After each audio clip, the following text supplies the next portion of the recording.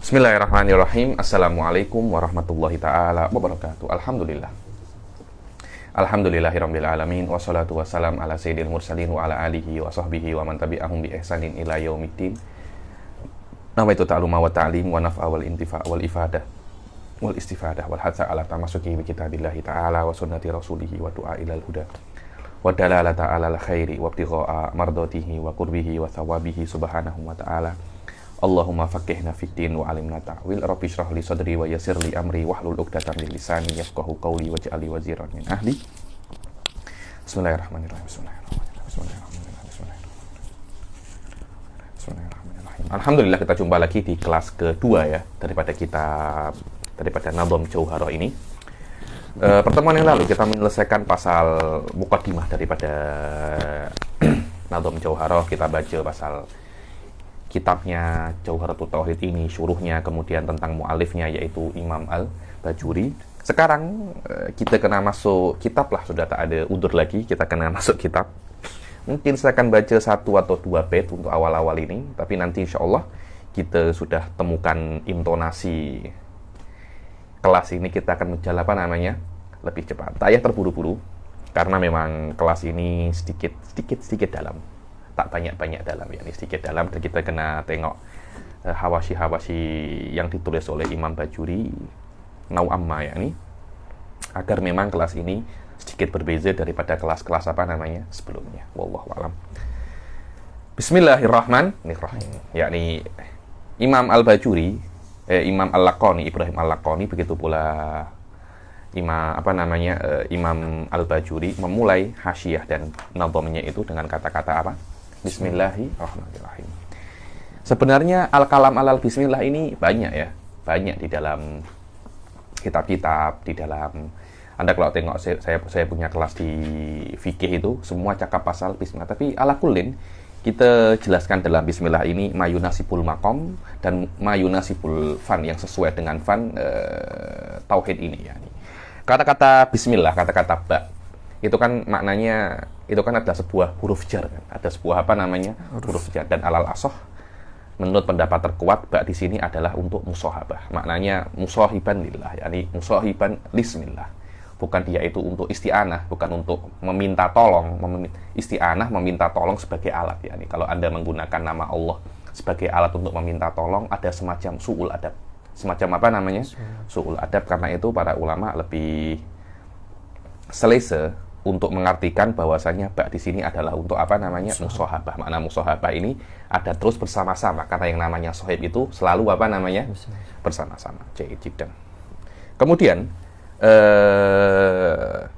ini penting sekali ya. Setiap harful jar itu pasti mempunyai yang namanya muta'alliq atau ta'alluq. Ta'alluqnya harful jar ini pasti berkaitan dengan fi'il au ma fi maknal fi'il. Makna fi maknal fi'il itu harful jar ini pasti berhubungan dengan isim yang mempunyai makna harokah, makna gerakan. Pasti semacam itu. So, Wahabi banyak fail di sini, banyak gagal di sini untuk memahami ta'alluq harful jar, dan ini menurut saya di antara ilmu-ilmu nahwu yang mempunyai banyak kaitan dengan ilmu aqaid ya. Kalau kita nak tengok ayat-ayat yang lain selain daripada bismillah ini, seperti qauluhu ta'ala yakhafuna rabbahum min fawqihim. Kata-kata min yakni dia takut Tuhannya min fawqihim, yakni mereka takut kepada Tuhan mereka dari atas mereka. So, tengok min fawqihim ini, min kan harful jar, dia itu ya ta'alaq dengan apa, dia berhubungan dengan apa. Wahabi cakapnya dia berhubungan dengan Robnya, karena mereka meyakini bahwasanya Tuhan itu berada di atas. So, tengok ahli sunnah yang benar-benar mutahakkikun, pandai dalam ilmu nahwu, dia akan cakap bahwasanya min ini berhubungan dengan yakhafun. Akhirnya yang takut itu takut di atasnya, bukan bukan Tuhan ada di atasnya. So, tengok sebab ikhtilaf di dalam ta'alluqu harful jar ini ada unsur perbezaan akidah. Karena mungkin tafsir di dalam ta'alluq ini akan terbina atas bagaimana Anda memahami akidah Anda. Wallahu a'lam. Di dalam kis bismillah ini, ta'alluqnya itu terpulang kepada makom anta itu apa? Ketika Anda itu mengarang kitab bismillahi u'alif. Dengan nama Allah aku mengarang, dengan nama Allah aku belajar, dengan nama Allah aku makan, dengan nama Allah aku minum. Terpulang keadaan di mana Anda itu sedang berbuat. Itulah makna ba. Itulah makna ba. Dan kemudian adapun makna isim itu berbeza antara Basriyin dan Kufiyin. Yang mana Basriyin itu mengatakan bahwasanya isim itu diambil dari kata-kata minasumu. Maknanya apa? Ulu. Maknanya li'anna, yang namanya nama itu membuat orang yang dinamai itu semakin tinggi. Karena yang namanya di dalam nama itu Ustaz Badrul ada doa. Ketika orang itu memanggil anta Badrul,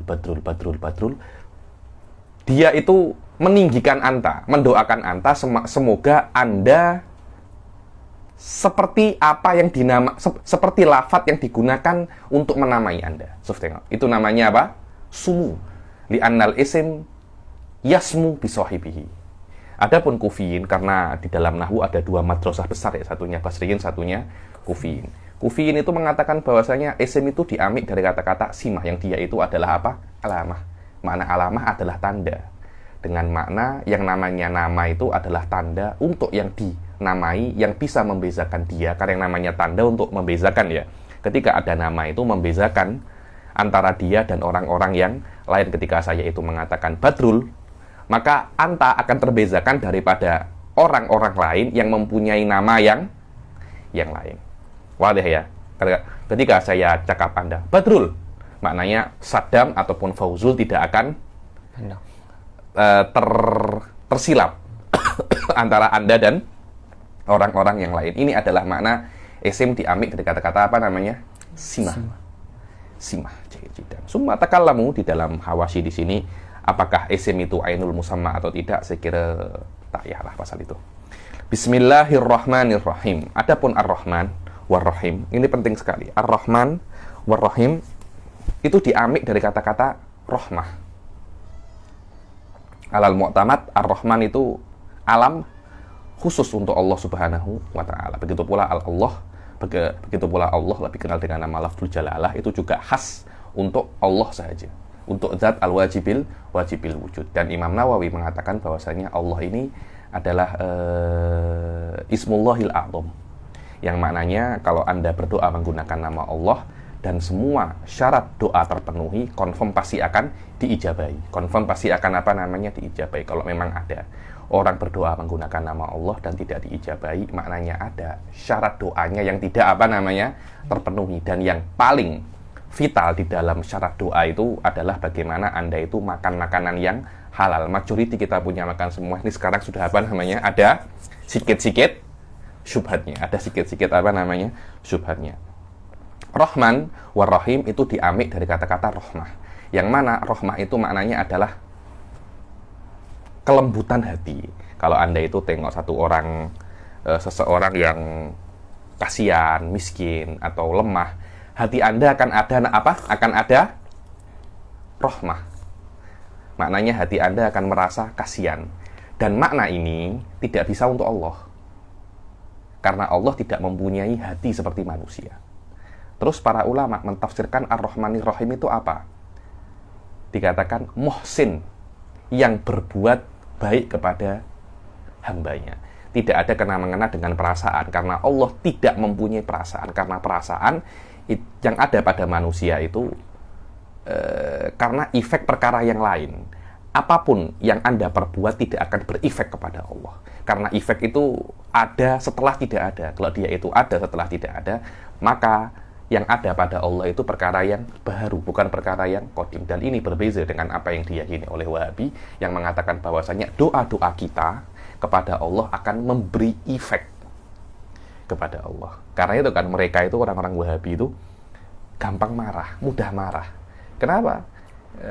Karena mereka meyakini hal itu ada pada Allah Subhanahu wa Ta'ala. Kita itu secara otomatis, manusia itu pasti akan mencontoh sesuatu yang lebih sempurna daripada kita. Kita disuruh untuk mencontoh Rasul Shallallahu Alaihi Wasallam. Kita disuruh untuk mencontoh Allah Subhanahu Wa Taala dengan level kita ya. Yani Allah itu maha memaafkan. Kita pun juga kena memaafkan, tapi dengan level kita sebagai apa namanya? Manusia. Begitu pula apa yang diyakini seseorang kepada Tuhannya itu akan berefek dengan dirinya, karena tabiat daripada manusia itu akan terus berusaha untuk seperti apa yang lebih sempurna daripadanya. Saya tak nak cakap pasal ini, pasal falsafah-falsafah yang yatakalam bil uqul wal aflak, ya. Mereka pun juga ada hal-hal semacam ini, karena ini adalah tabiat makhluk hidup. Wallahu a'lam. Kemudian Ar-Rahman ditafsirkan dia itu adalah muhsin wa munaim bijala ilin ni'am. Maknanya jala ilun ni'am itu adalah nikmat-nikmat yang besar. Rahim yang memberi nikmat dengan nikmat-nikmat yang remeh. Secara otomatis maknanya nikmat apapun yang ada di dunia ini itu adalah daripada Allah Subhanahu wa ta'ala. Tidak ada nikmat yang lain kecuali daripada Allah Subhanahu wa ta'ala. Nikmat yang besar pun daripada Allah, nikmat yang tidak besar pun semua daripada Allah Subhanahu wa ta'ala. Adapun para ulama itu memang mereka itu di dalam kitabnya itu pasti mendahului kitabnya itu dengan Bismillahirrahmanirrahim karena dua perkara. Kenapa? Alasan yang pertama, karena ingin meniru Al-Kitabul Aziz wa huwa Al-Quran.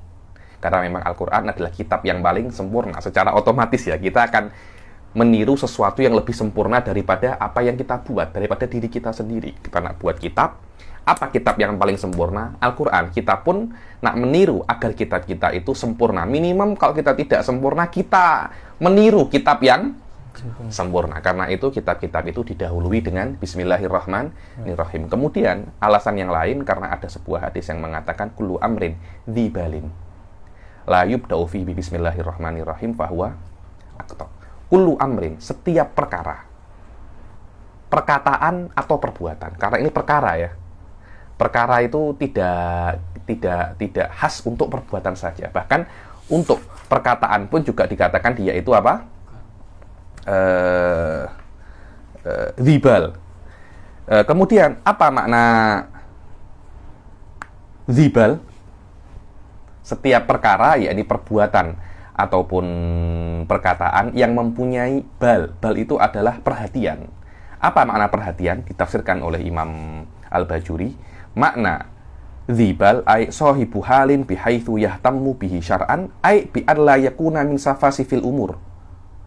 Baca taklikannya Imam Bajuri, Ustaz Fauzul. Wa makna dzibal halaman 22. Oke. Kullu amrin dzibal wal muradul amr. Wa makna dzibalin ay sahibu halin bihaitsu yahtammu bihi syar'an ay bi alla yakuna min safasifil umur wa laysa muharraman wala makruhan. Hadza huwa makna perkara yang diperhatikan oleh syariat atau dzibal. Sekiranya perkara itu bukan perkara yang remeh. Setiap perkara yang bukan perkara yang remeh disunahkan untuk didahului dengan apa namanya? Didahului dengan bismillah. Dan perkara itu bukan perkara yang haram atau bukan perkara yang makruh. Karena kalau perkara itu yang haram, contohnya minum arak. Contohnya minum arak. Kalau Anda minum arak, sebelum minum arak, bismillahirrahmanirrahim. Minum arak. Minum araknya berdosa, bismillahirrahmanirrahimnya juga berdosa. Akhirnya ada dua dosa. Begitu pula kalau Anda buat sesuatu yang makruh dan Anda memulai dengan bismillahirrahmanirrahim, Anda mendapatkan dua makruh. Buat perkara yang makruh dan memulai perkara yang makruh dengan bismillahirrahmanirrahim. Kemudian wa yustaratu aidan an la yakuna dzikron mahdhon wala ja'ala syari' lahu mabda'an ghairal basmalah walhamdulillah. Begitu pula disyaratkan untuk disunnahkannya memulai perkara itu dengan bismillah, hendaknya perkara itu bukan murni zikir. Maknanya kalau Anda nak berzikir afdalu dzikri fa alam annahu la ilaha illallah, bukan bismillahirrahmanirrahim afdalu dzikri, tak ya. Kenapa? Karena la ilaha illallah itu murni zikir.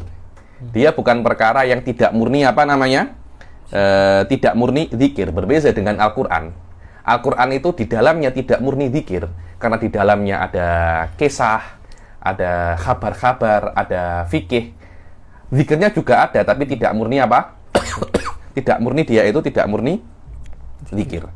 Begitu pula dan disyaratkan juga untuk disunahkan memulai dengan basmalah itu wala ja'ala syari' lahu mabda'an ghairul basmalah walhamdalah. Begitu pula syari' tidak menyebutkan dan tidak menjadikan di dalam perkara itu permulaan selain basmalah dan hamdalah. Kalau memang ada perkara-perkara yang lain yang diberikan oleh syari' itu permulaan selain basmalah, macam sholat. Permulaan sholat itu dengan apa? Dengan takbiratul ihram, Allahu Akbar, maka tidak disunahkan Anda mengatakan Bismillahirrahmanirrahim. Maksudkan Bismillahirrahmanirrahim. Macam tak oke kan? Kenapa? Karena di dalam sholat memang syari' menyuruh Anda untuk memulai dengan apa namanya? Memulai dengan basmalah. Ini adalah syarat bagaimana bismillah itu disunahkan untuk dijadikan permulaan perkara-perkara yang Anda lakukan. Dan yang pertama adalah, saya ulangi lagi, yang pertama bukan perkara yang remeh, dan bukan perkara yang haram, perkara yang makruh, dan bukan perkara yang zikir murni dan syari', yaitu Allah. Ketika saya cakap syari', maknanya dua ya. Allah secara hakikat atau Rasul secara majaz. Itu adalah apa namanya? Syari'. Kalau saya cakap syari' lagi, maknanya satu daripada dua itu. Anda boleh pilih salah satu daripada dua itu. Allah hakikatan atau Rasul apa namanya? Majazan. Dan yang terakhir adalah syari' tidak menjadikan pada perkara itu permulaan selain apa namanya? Basmalah dan hamdalah. Jayidan. Kemudian setelah Bismillahirrahmanirrahim ini,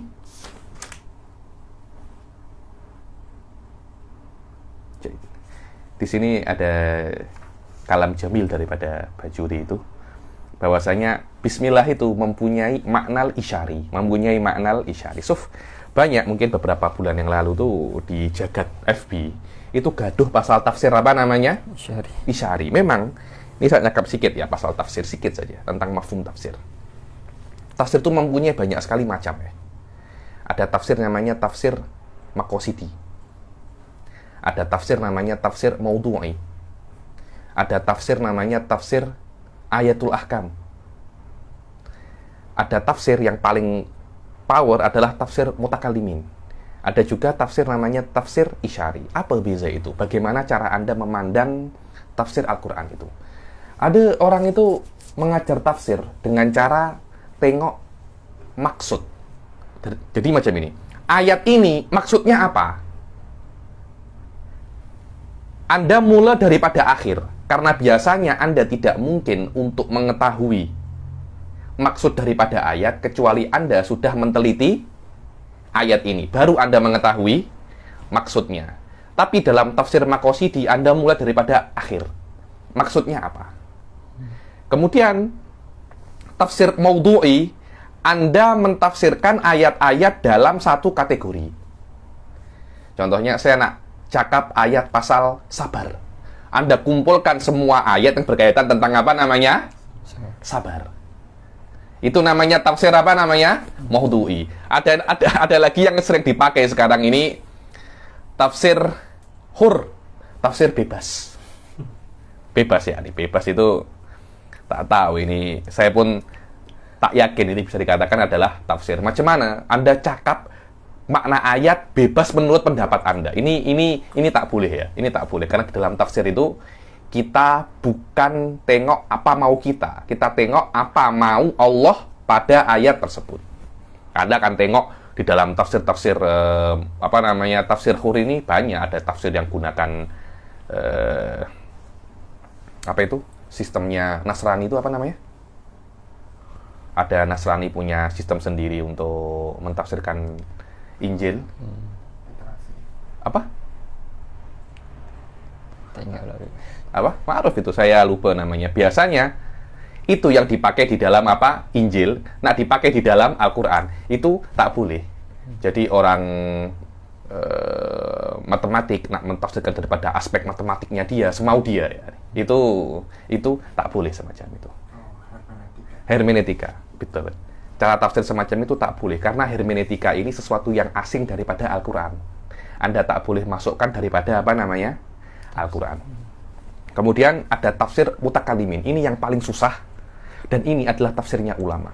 Macam mana itu? Sekiranya Anda itu meneliti satu perkata ayat daripada ayatnya ini, kalimat ini maknanya apa, kemudian ketika kalimat ini digabung dengan kalimat yang lain, secara tarkib, gramatikal maknanya apa, dan Anda mencurahkan semua ilmu Anda, alat nahwu, shorof, mantik, kalam, fikih, usul fikih, daf'atan wahidah terhadap ayat ini daripada aspek mufradnya, kemudian daripada aspek murokabnya. Kemudian setelah Anda mencurahkan itu, Anda menilai semua, Anda melihat semua kemungkinannya, kemudian Anda mengeliminasi satu persatu. Sampai tersisa satu kemungkinan yang paling kuat, baru Anda sadar itu adalah maksud Allah daripada ayat tersebut. Dari situ Anda mengetahui makna ayat, secara otomatis Anda mengetahui maksudnya. Tapi cara semacam ini susah untuk dipraktekkan kecuali al-ulama ur-rasikhin. Ulama ur-rasikhin, Anda kalau tengok tafsirnya Razi semacam ini. Kemudian tafsir Isyari itu apa? Tafsir Isyari adalah tafsir yang tersirat. Jadi sebenarnya ayat ini tidak diinginkan untuk makna tersebut, tapi bisa difahami semacam itu. Di dalam usul fikih kita kenal dengan nama dalalatul isyarah. Dalalatul isyarah. Itulah yang dikatakan tafsir Isyari. Contohnya apa? Apa di dalam ayat itu?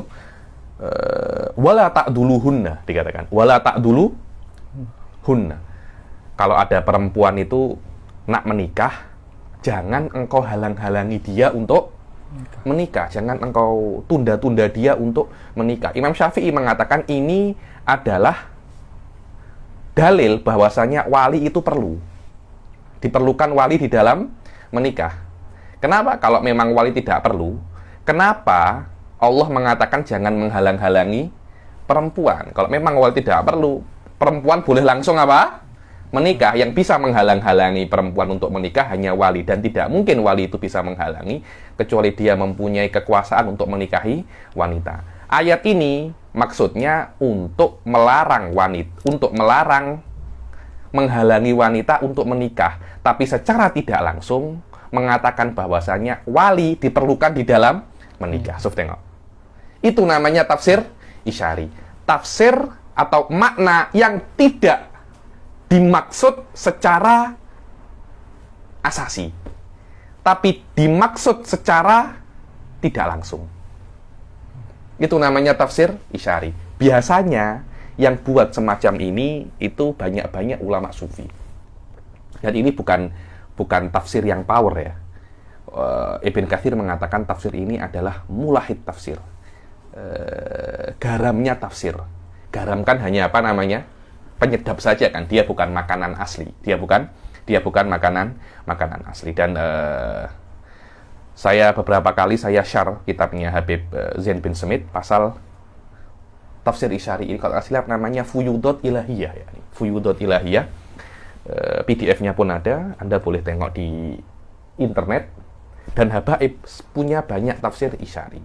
Di dalam Bismillah juga ada tafsir Isyari. Apa itu? Dibilang tafsir Isyarinya Bismillah itu katanya Imam Bajuri, bikana makan. Bikana makan, yakni karenaku ada yang sudah ada. Wabi yakunu ma yakun. Dan karenaku akan ada yang akan terjadi.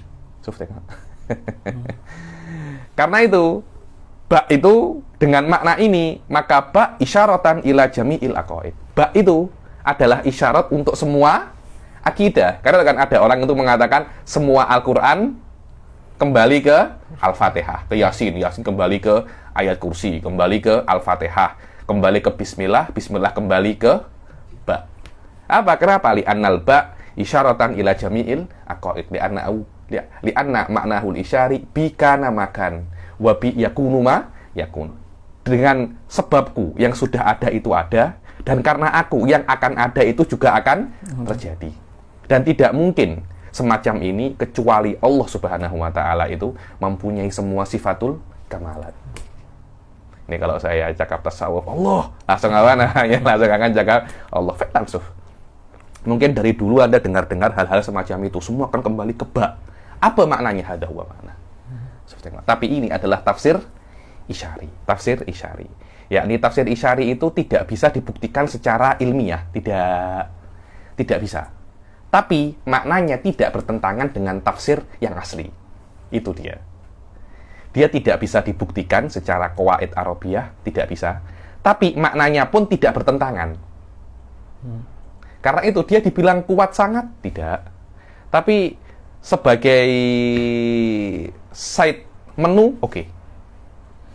Yakni saya cakap semacam dessert di dalam ilmu tafsir yang hakiki, bukan ini.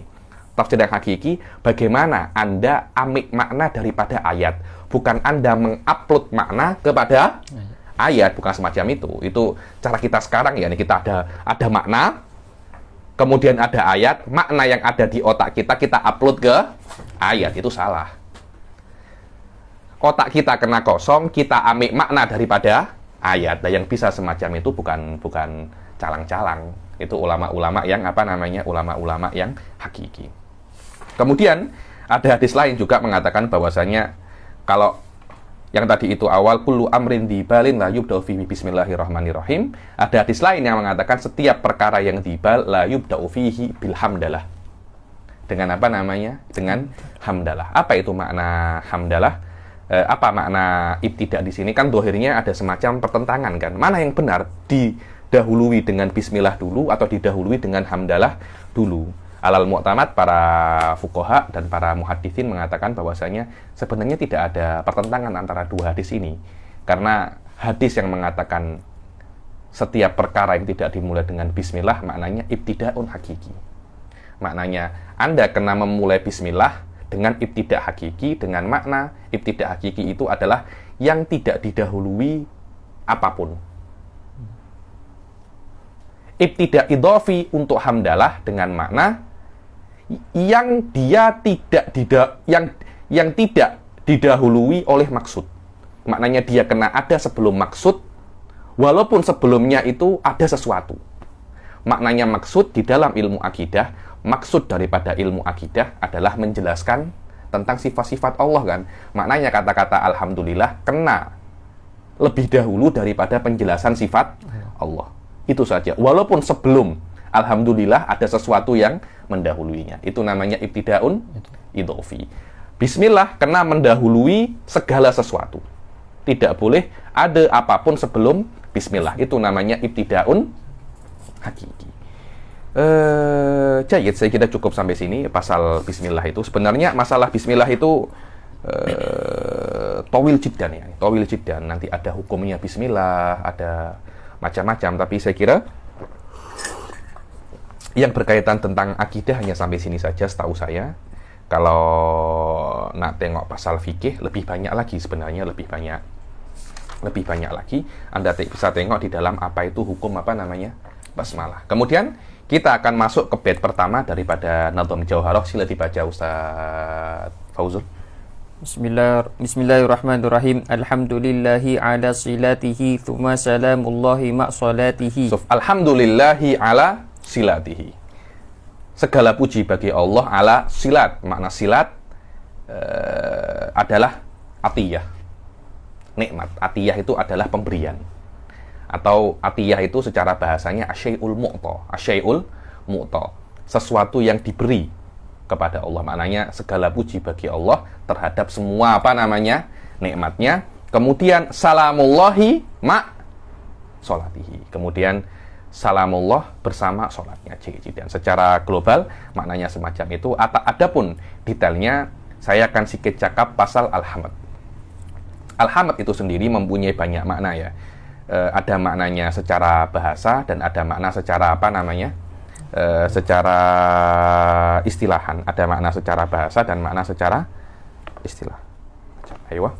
Adapun makna secara bahasa, alhamd itu adalah as-sana' bil kalam alal jamilil ikhtiyari ala jihatit tabjil wat ta'zim sawa'un kana fi muqabalati nikmatin amla. Secara bahasa yang namanya hamd itu adalah as-sana', pujian, bil kalam.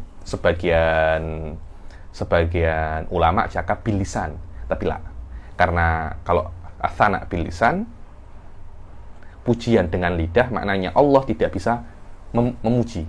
Karena Allah tidak mempunyai lidah. Sebab itulah para ulama mengatakan as-sana' bil kalam, agar juga memasukkan pujian daripada Allah, karena Allah itu banyak memuji makhluknya. Allah memuji nabinya, Allah memuji muhajirin wal ansor, banyak sekali pujian-pujian Allah Subhanahu wa taala.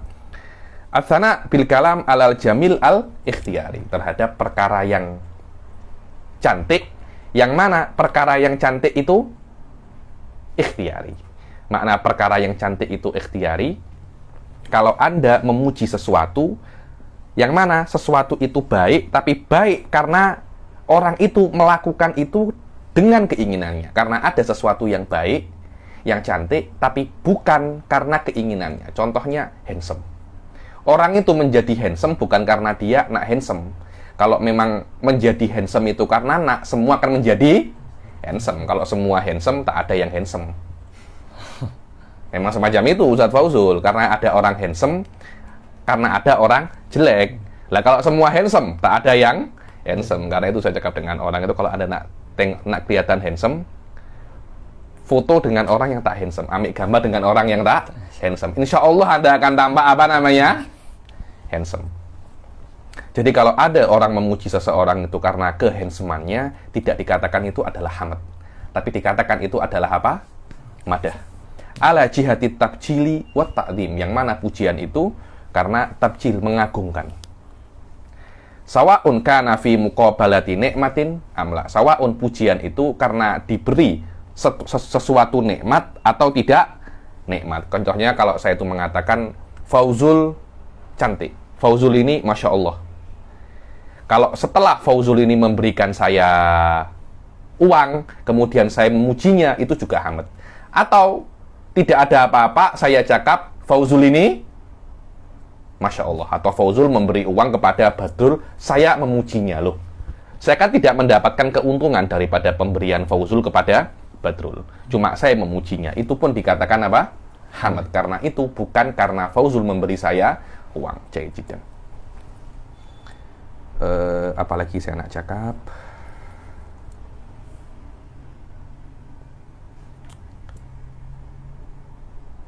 Jayyid. Tidak ada perkara yang saya Said cakap di dalam kelasnya itu, bahwasanya maksud daripada ilmu kalam itu adalah bagaimana Anda itu mengetahui tentang sifat-sifat Allah. Dan Anda mengetahui sifat-sifat Allah itu adalah asal daripada segala pujian. Loh, betul itu. Karena Anda tidak mungkin memuji Allah kecuali dengan apa yang Anda ketahui terhadap sifat-sifat Allah. Semakin Anda mengetahui terhadap sifat-sifat Allah, maka pujian Anda terhadap Allah itu semakin best. Pujian Anda terhadap Allah apa namanya? Semakin best. Dan semakin Anda mengetahui tentang sifat-sifat Allah, Anda akan semakin takut kepada Allah Subhanahu wa taala. Sebab itu mempelajari ilmu kalam itu yurithul mahamid wa yurithul khauf lillahi Subhanahu wa taala. Anda tengok sekarang, ini kita masih mulai awal-awal ya, mungkin masih belum masuk awal-awal pembahasan. Tapi Anda tengok bagaimana rasa takut Anda kepada Allah ketika Anda itu mulai kelas ini. Dan Anda tengok bagaimana rasa takut Anda ketika Anda itu menghatamkan kelas ini. Pasti ada Pasti ada perbedaan, karena semakin Anda tahu bagaimana Allah Subhanahu wa taala, semakin Anda itu takut. Dan semakin Anda tahu bagaimana Allah, Anda akan semakin pandai untuk memuji Allah Subhanahu wa taala. Sebab itu, orang yang paling pandai memuji Allah adalah para nabi. Karena para nabi lah yang paling banyak mengetahui tentang Allah Subhanahu wa taala. Dan karena itulah pada hari kiamat kelak Rasul sallallahu alaihi wasallam akan memuji Allah dengan pujian yang tidak diketahui oleh para nabi-nabi sebelumnya, dan itu akan membuat Allah itu senang dan mengangkat matahari yang dikatakan satu jengkal, yang lebih kita kenal dengan nama syafaatul uzma pada hari kiamat. Kenapa bisa semacam itu? Karena Rasul sallallahu alaihi wasallam adalah orang yang paling mengetahui tentang Allah Subhanahu wa taala. Alhamdulillahi ala silatihi. Jadi di sini ada cakap pasal arkanul hamd, kita tak payah. Yang penting yang namanya hamd secara bahasa adalah ats-tsana, pujian bil kalam alal jamilil ikhtiyari ala jihati tabjil wa ta'zim sawaun fi muqabalati nikmatin amla. Adapun secara istilah Ammal hamdu istilahan halaman 28 atas sendiri. Wa ammal hamdu istilahan fahuwa fi'lun yunbi'u an ta'zimil mun'imi min haitsu kaunuhu mun'iman 'alal hamidi aw ghairihi sawa'un kana dhalika qawlan bil lisani aw i'tiqadan bil janani aw 'amalan bil arkani allati hiya al a'dha. Yakfi. Adapun hamd itu secara istilah, makna istilah ini adalah istilah daripada ulama ya nih. Kadangkala istilah nahwu, kadangkala istilah kalam, kadangkala istilah fikih. Yang penting istilahan. Mana istilahan adalah istilah di antara yang ada di dalam kitab-kitab Islam ya nih. Pasal hamd itu apa? Fi'lun. Dia bukan hanya perkataan. Kan kalau secara bahasa kan al-kalam kan. As-sana bil lisan kan. As-sana bil kalam atau bil lisan. Ya ini kalau Anda cakap lidah itu maknanya kalam tidak ada masalah ya, ini sama saja. Tapi di dalam istilahan yang namanya hamd itu kena perbuatan. Yang namanya perbuatan itu lebih umum daripada perkataan karena perbuatan itu mungkin dengan apa namanya ini dengan anggota tubuh, mungkin dengan lidah, mungkin dengan apa namanya hati. Yang mana perbuatan itu yumbi'u itu mengkhabarkan, memberitahu tentang bagaimana orang tersebut menghormati mun'im, yaitu Allah Subhanahu wa Ta'ala. Sama ada Allah Subhanahu wa Ta'ala itu memberi nikmat kepada Anda atau kepada orang lain. Ketika Anda itu memuji Allah, alhamdulillah karena Dia sudah memberi nikmat kepada saya, atau memberi nikmat kepada Fauzul, dikatakan ana hamidun lillahi subhanahu wa ta'ala. Dan adapun perbuatan itu adalah qaulan bil lisan, perkataan dengan lidah, atau i'tiqadan bil janan, keyakinan dengan hati, atau perbuatan dengan anggota tubuh. Kemudian adapun syukur secara bahasa, syukur itu adalah hamd secara istilah, yakni asyukur lughatan huwal hamdu istilahan. Dan syukur secara istilah adalah sorful abad jami'a ma'an amallah ila ma khuliqa li ajlih. Bagaimana seseorang itu menggunakan semua nikmat Allah untuk apa dia diciptakan. Itu namanya apa? Syukur. Karena itu syukur itu perkara yang sangat susah sekali, karena dia bagaimana cara Anda untuk menggunakan semua nikmat Allah untuk untuk apa dia diciptakan. Mumtaz. Alhamdulillahi ala. Ini maknanya alhamdulillah. Ala maknanya li. Bukan ala itu atas. Ala maknanya li. Dengan makna karena. Segala puji bagi Allah karena nikmatnya. Silat, jam'u silah, maknanya apa? Atiyah. Asyai'ul mu'ta, maknanya segala nikmatnya. Segala puji bagi Allah atas segala apa? Nikmatnya. Thumma, kemudian setelah sholatullah, salamu, alhamdulillahi ala silatihi, setelah alhamd, kemudian apa? Salam. Salam, kalau Anda nak tengok di dalam kitab-kitab secara bahasa, salam itu maknanya adalah aman, safe. Maknanya assalamualaikum, keamanan dan keselamatan untukmu. Betul apa tidak? Assalamualaikum, keselamatan atau keamanan untukmu. Apakah ini, makna ini pantas untuk Nabi Shallallahu Alaihi Wasallam? Para ulama mengatakan makna keamanan tidak pantas untuk Nabi Shallallahu Alaihi Wasallam. Kenapa? Karena ada semacam isyarat bahwasanya Nabi itu belum aman. Karena itu perlu didoakan agar menjadi aman, yakni aman daripada murka Allah, aman daripada neraka. Nabi masih belum aman daripada neraka. Karena itu perlu kita doakan dengan salamullah. Karena ada su'ul adab kan makna ini. Selama makna itu ada su'ul adab, para ulama lebih memilih makna salam ini adalah at-tahiyyah ala jihatit takjil. Tahiyyah itu apa? Bahasa Melayunya itu say hello. Awal-awal percakapan kalam itu apa? Tahiyyah. Kalau tahiyyah di dalam telepon kan halo. Kalau di Prancis kan bonjour. Good morning. Selamat pagi. tahiyah ini apa? Saya tak tahu bahasa Melayunya. Kita terangkan tahiyah adalah salam. Cuma tahiyah ini lebih umum daripada apa namanya? Salam. Sebab itu makna salam di sini salamullah atau tahiyatullah li Rasul sallallahu alaihi wasallam ala jihadit tabjil. Ini adalah makna yang mu'tamad tentang makna apa namanya? Salam. Karena makna salam dengan makna aman ada yusyir, ada mengisyaratkan kepada makna bahwasanya Rasul sallallahu alaihi wasallam itu belum aman. Karena itu perlu kita doakan agar dia itu menjadi aman.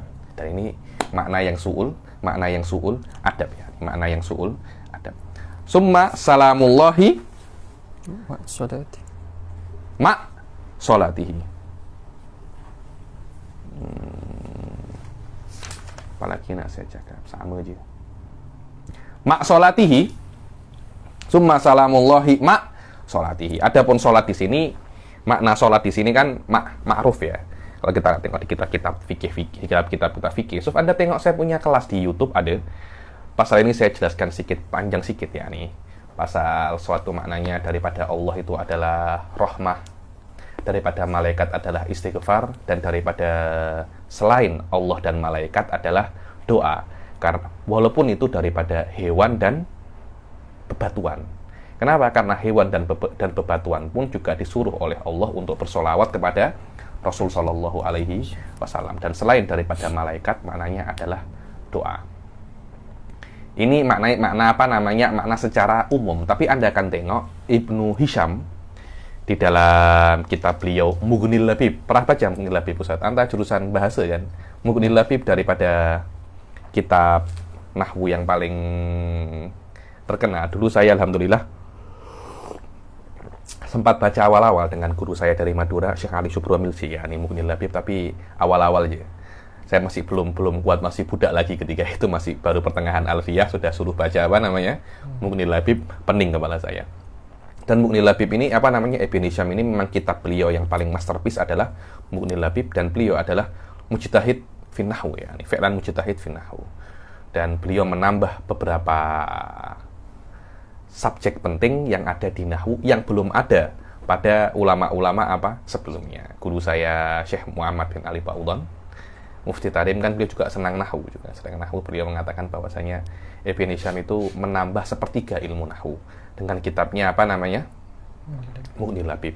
Di dalam Mughnil Labib, Ibn Hisham itu mengatakan bahwasanya yang namanya makna sholah, itu fil hakikoh, dia itu adalah atof.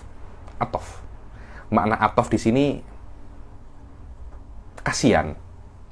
Atau kalau saya nak cakap, al-atof maknahu al-mail, condong. Ketika Anda tengok budak yang kecil, budak yang miskin, hati Anda akan condong kepadanya. Hati Anda akan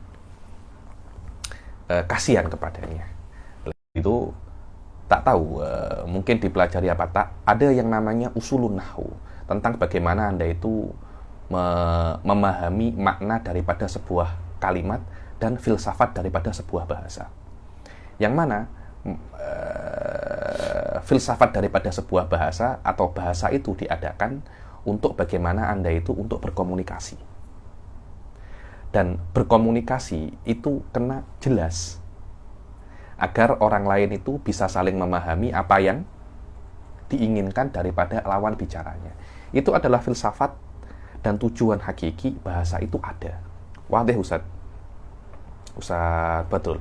Maknanya hakikat daripada bahasa itu adalah bagaimana satu sama lain itu bisa mengetahui apa yang kawannya itu apa namanya inginkan dan menyampaikan apa yang dia inginkan. Itu adalah filsafat hakiki daripada bahasa, dan itu perlu kepada kejelasan setiap kalimat. Maknanya setiap kalimat itu maknanya kena jelas, dan untuk makna jelas itu diperlukan setiap kalimat itu kena mempunyai satu makna saja. Dia tidak boleh satu kalimat mempunyai dua makna. Karena itu yang dikenal dengan nama al-mushtarok, itu khilaful asal.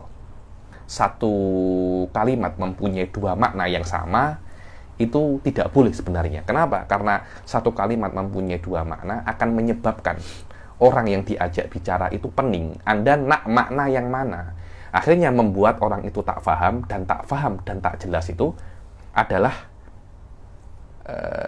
lawan daripada maksud dibuatnya apa namanya? Bahasa. Maksud dibuatnya bahasa. Sebab itulah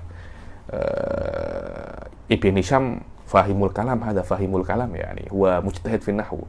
Beliau mengatakan al-asal, maknanya sholat itu mail. Selain itu adalah turunan daripada makna mail. Makna rahmat, makna istighfar, makna doa, semuanya itu hanya apa kalau bahasa mantiknya itu afrod wal masodik. Bahasa Indonesianya mungkin turunan, bahasa Melayunya apa? Itu loh.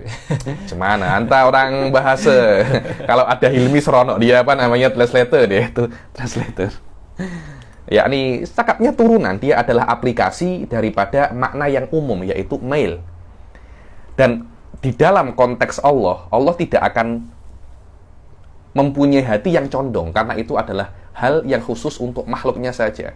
Allah suci daripada perkara-perkara yang ada pada makhluk. Karena itu makna condong bagi Allah adalah berbuat, menginginkan berbuat baik, atau perbuatan baik itu sendiri yang ditafsirkan oleh apa dengan rahmat. Di dalam konteks malaikat adalah berdoa. Berdoa apa? Meminta istighfar, dan semua itu adalah turunan daripada makna apa namanya mail. Karena kalau Anda tengok budak kecil dan Anda kasihan, apa yang Anda berikan? Apa yang Anda buat? Anda memberikan sedekah, Anda memberikan uang. Memberikan uang adalah turunan dan lazim kesan daripada makna condongnya hati. Suf tengok Ibn Hisham fahimul kalam, dan ini adalah makna hakiki daripada kalimat apa namanya as-shalah. Dan kalau Anda nak tengok kamus ya, yang stylenya semacam ini, Anda tengok kamus Mu'jam Maqayisil Lughah. Saya punya tesis, saya sering guna itu. Mu'jam Maqayisil Lughah, karangan Ibnu Faris. Yang mana di dalam komus itu Ibn Faris membezakan apa makna yang hakiki dan apa makna yang turunan. Karena biasanya satu kalimat hanya mempunyai satu makna yang hakiki.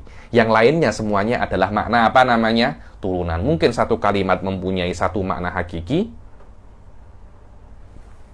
dan mempunyai 10 makna turunan. Rata-rata tafsir-tafsir yang digunakan, yang dikarang oleh mutaqaddimin, orang-orang zaman dahulu, yakni mungkin abad ke-4 Hijriyah, ke-3 Hijriyah, rata-rata menggunakan turunan. Jadi ketika apa makna dolim? Makna dolim adalah syirik. Tidak, dolim bukan syirik. Syirik adalah salah satu aplikasi daripada makna dolim. Mutaakhirin yang sudah ilmu itu semakin apa namanya? Semakin mengkristal dan semakin jelas ilmu agama itu kan semakin abad kan. Orang abad kedua akan membina ilmunya atas orang abad pertama, abad ketiga pun atas abad kedua, abad keempat atas abad ketiga, terus semacam itu. Ketika sampai zamannya Imam Razi dan imam-imam setelahnya, mereka paham perbedaan antara makna asli dan makna apa namanya turunan. Ketika mentafsirkan kata-kata al-zulum, maknanya mujawazatil had, melebihi batas. Sarikoh, melebihi batas, karena batas daripada tangan tidak boleh Anda gunakan untuk melewati perkara-perkara yang sudah dibatasi oleh Allah. Mencuri melewati batas, memukul melewati batas, membunuh melewati batas. Semua itu yakni asal makna dzulum adalah melewati batas. Selain daripada melewati batas, daripada mencuri, memukul, membunuh, itu semua adalah aplikasi dan turunan daripada makna melewati batas. Dari sini Anda akan mengetahui bagaimana ilmu itu apa namanya berkembang. Ilmu bahasa pun juga banyak apa namanya berkembang. Karena itu ada yang namanya fiqhul lughah, usulun nahwu, semua itu berkaitan tentang bagaimana Anda itu memahami apa makna kulli, makna hakiki, dan apa arti masodik atau turunan daripada makna yang hakiki. Wallahu a'lam. Kemudian di sini Imam Bajuri itu mengatakan bahwasanya kenapa sih kita itu mendoakan Rasul? Apakah Rasul Shallallahu Alaihi Wasallam itu perlu dengan doa kita? Apakah kalau kita itu bersolawat kepada Rasul Shallallahu Alaihi Wasallam, Rasul itu akan ambil faedah daripada solawat kita? Jumhur mengatakan iya, Rasulullah ambil faedah. Cuma kata-kata ini tidak bisa dikatakan kecuali di dalam makomu taklim saja. Ini kan makomu taklim kan, tidak ada masalah cakap semacam itu. Cuma kalau Anda di ceramah-ceramah umum, kita kena mendoakan Rasul karena Rasul ambil faedah dengan doa kita. Oh, salah Anda. Tak boleh semacam itu. Orang-orang akan salah paham. Di dalam hadis semacam ini tidak ada masalah karena semua yang hadir adalah penuntut ilmu. Loh, bagi apa makna Rasulullah itu ambil faedah daripada doa kita? Ya karena ketika kita mendoakan Rasul akan semakin tinggi derajatnya di sisi Allah. Loh, bukannya Rasul itu sudah sampai ujung derajat. Maknanya sudah tidak ada derajat yang lebih tinggi daripada itu. Tidak.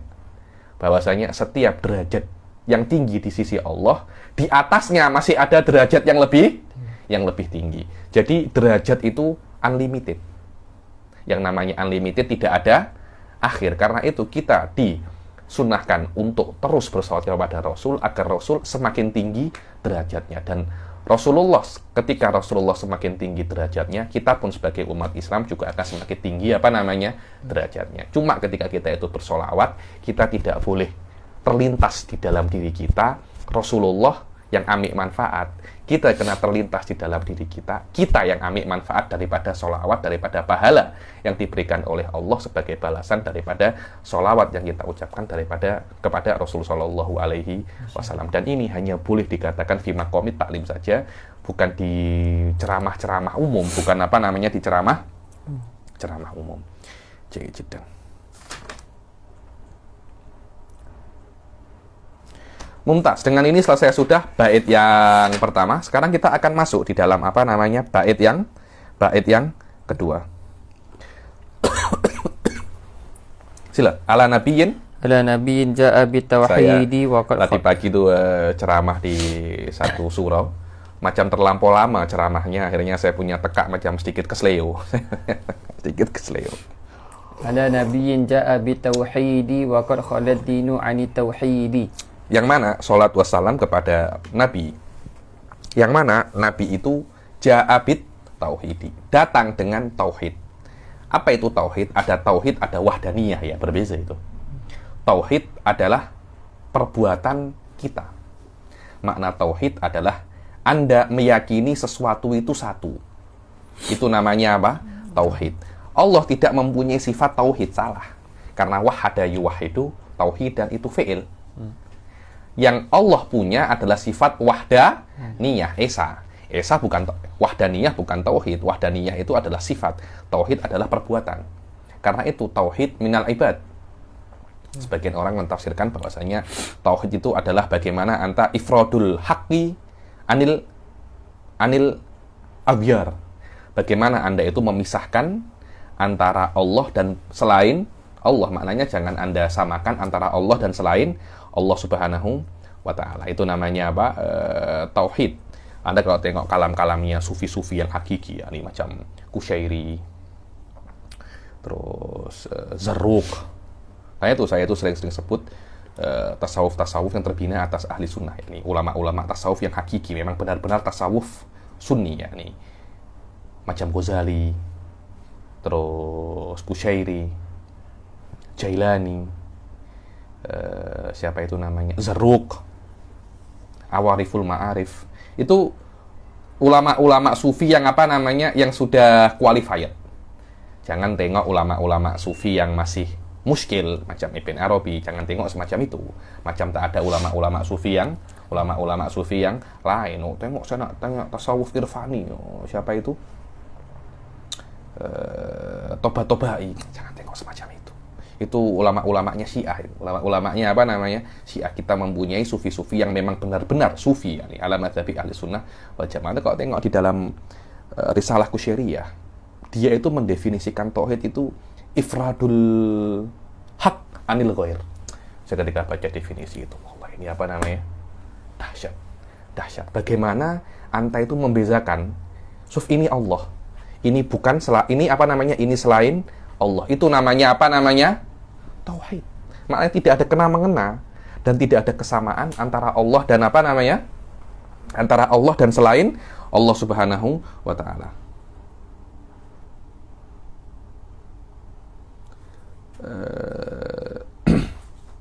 Syekh Said mengatakan bahwasanya yang namanya tauhid itu itsbatu wujudil mumkinat wal wajib. Dibilang yang namanya tauhid, cara Anda untuk tauhid itu adalah Anda meyakini bahwasanya perkara yang mungkin itu ada dan perkara yang wajib itu ada. Tapi Anda kena meyakini bahwasanya Tuhan hanya untuk wajibul wujud. Sudah saya jelaskan di kelas yang sebelumnya, dalam kitab yang sebelumnya, apa makna wajib, jaiz, dan mustahil. Ini saya akan jelaskan balik, karena ini sudah saya jelaskan berkali-kali. Apa makna wajib, apa makna jaiz, apa makna apa? Mungkin. Apa makna mabda'u huwiyah, mabda'ul huwiyah, yakni kemudian mabda man ittanakut, kemudian aksamul hukum. Ini adalah perkara-perkara basic, perkara-perkara basic yang ini kena Anda ketahui sebelum Anda memasuki kitab ini, karena kitab ini nau'amma sudah saya katakan di atas level 1, yang maknanya perkara-perkara yang basic, dasar dalam ilmu kalam, tidak akan saya ulangi lagi. Dan Anda kena tengok dalam kelas-kelas saya, yang free pun saya jelaskan, yang berbayar pun juga saya saya jelaskan. Di dalam tauhid, maknanya itu bagaimana Anda membuktikan perkara yang mungkinat. Maknanya perkara mungkin itu ada dan perkara yang wajib itu ada. Tapi Anda mengisbatkan Tuhan, ketuhanan hanya untuk perkara yang wajib saja. Maknanya untuk tauhid Anda tidak boleh menafikan kewujudan mungkin.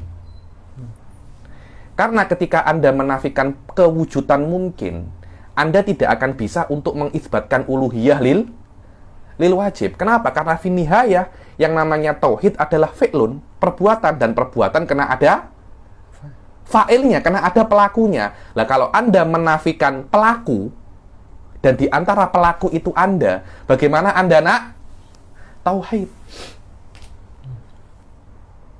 Karena itu ahli sunnah tak cakap wahdatul wujud, tidak. Karena wahdatul wujud itu adalah akidah yang menafikan selain Allah tidak ada. Kita tidak ada loh. Kalau kita tidak ada, bagaimana kita nak berbuat apa namanya? Tauhid. Ahli sunnah mengatakan tidak, kita ada dan Allah ada. Cuma kita kena memberikan dan meyakini sifat uluhiyah hanya untuk Allah Subhanahu wa taala. Ketika semacam itu baru sempurna yang namanya apa? Dahsyat, so. Hadza huwa makna apa namanya? Hadza huwa makna tauhid.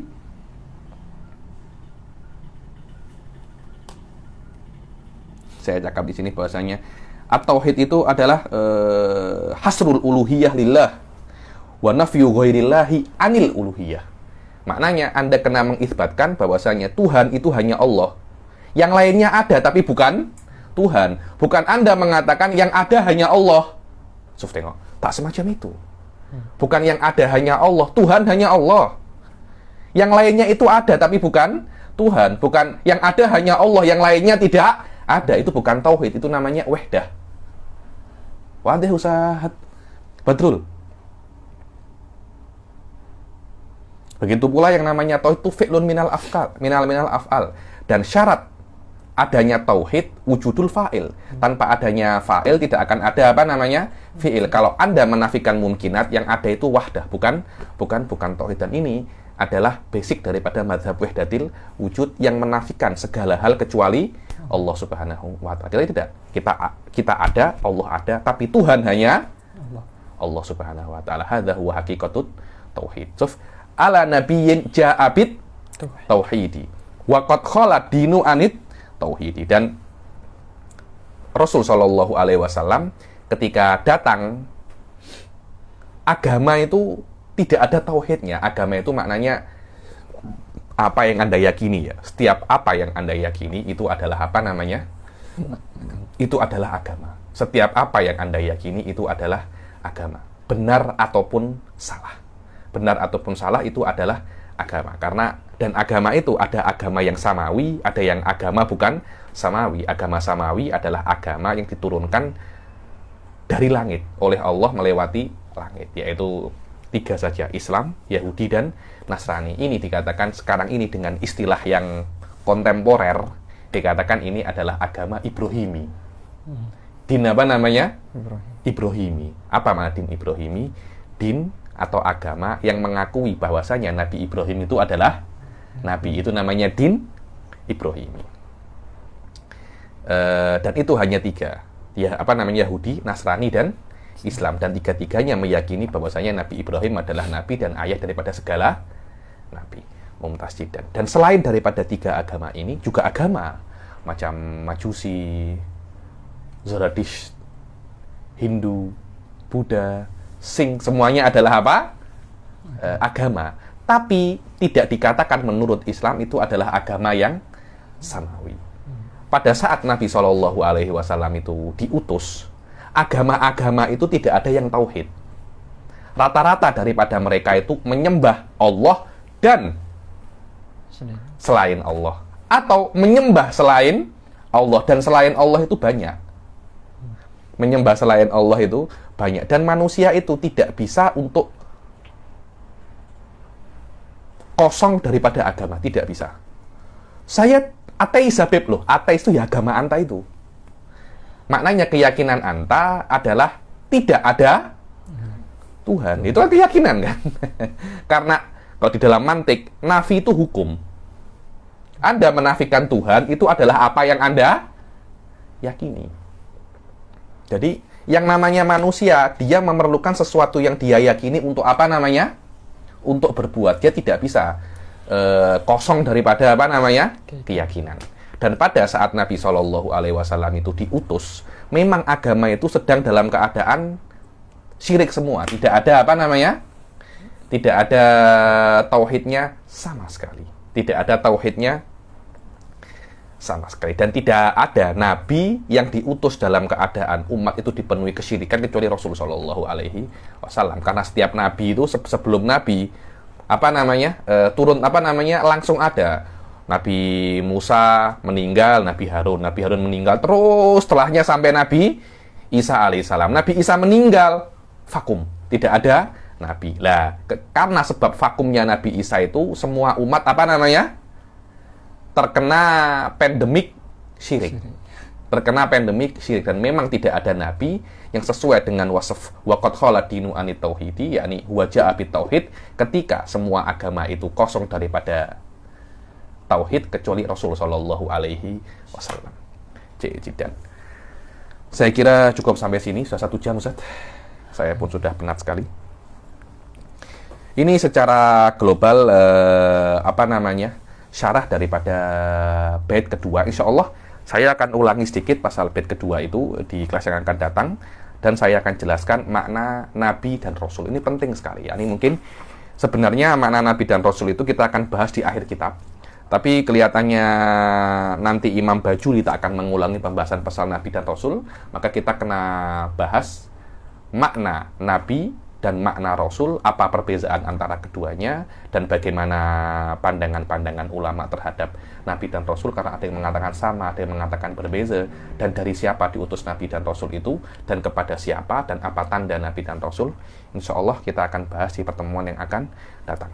Kita akhiri sampai sini. Wabillahi taufiq wal hidayah, waridho wal inayah. Assalamualaikum warahmatullahi ta'ala wabarakatuh.